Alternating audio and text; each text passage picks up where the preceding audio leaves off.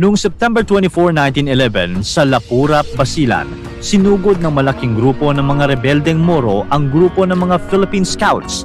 Marami silang napatumba, pero napaatras sila dahil sa isang tao na mula pa sa La Union, si Jose Nisperos. Ilang beses nasaksak ng mga Moro si Nisperos at tinamaan ng baril ang kanyang kaliwang balikat, pero lumaban pa rin ito.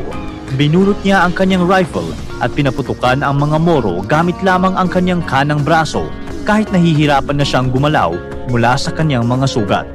Di nagtagal, napagtanto ng mga rebelde na hindi nila kaya si Nisperos kaya umatras na sila. Dahil dito, pinarangalan siya ng US Congressional Medal of Honor at siya ang naging pinakaunang Pilipino na nakatanggap nito.